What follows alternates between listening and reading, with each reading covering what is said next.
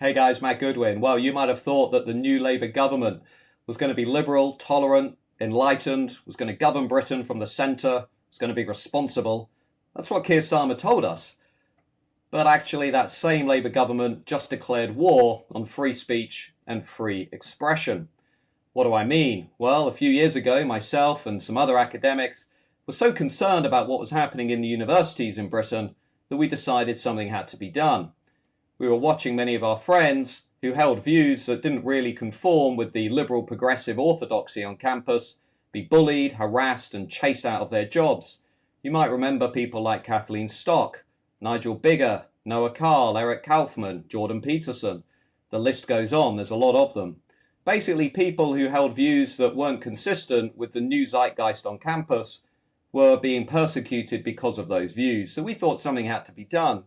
And the answer was the Higher Education Free Speech Act, which basically created a legal requirement for universities to promote and protect free speech on campus.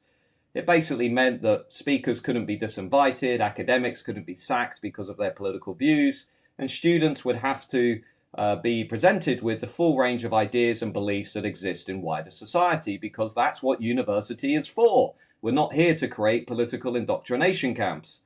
Well, that's what we thought. But already, only a few days into its new government, the Labour Party and its Education Secretary, Bridget Phillipson, has announced that they're going to review that law, aka try and get rid of it. It's an interesting move by the Labour Party, which has claimed to be moderate and sensible. Does it not care about free speech in Britain? Does it not care about free expression? Of course, Labour likes the status quo because, let's be honest, our universities are politically biased.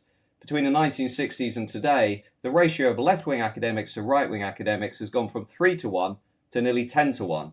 So of course Labour like the status quo. They like dissenters being chased off campus. They like people who hold conservative views, or maybe who voted for Brexit, or maybe who hold gender-critical beliefs. They kind of like those people being harassed and intimidated. I mean, look at how they treated Rosie Duffield as an example. That's a member of their own political party. Do they not really care, though, about the founding principles of a university education? That students are going to university to be exposed to a wide range of views and beliefs? Well, clearly they don't. And I think Labour's making the wrong move here. Let me give you a couple of reasons why. Firstly, this is not going to be supported by the British public. The British public want to see people who are going to university to have a university education, not to be politically indoctrinated by left-leaning institutions. Secondly, I think Labour is basically shooting itself in the foot. I mean, if I was Nigel Farage on reform, second in nearly 100 Labour seats, this is an enormous gift.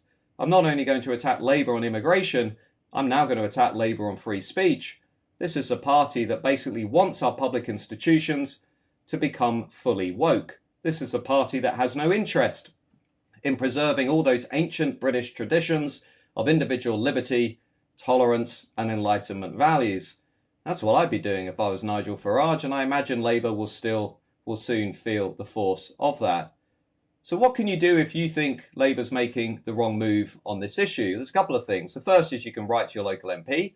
You can write ideally to your local Labour MP and you can say, actually, you think the Higher Education Free Speech Act is really important. You think it's really important that kids have a good university education and that people who happen to hold different views from the Labour Party are not harassed and intimidated on campus.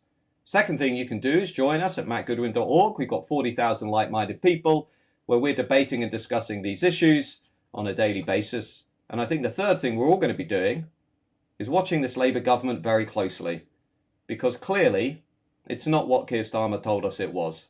It's a party that, if anything, it's a government, sorry, that if anything, is looking a lot more illiberal than it led us to believe.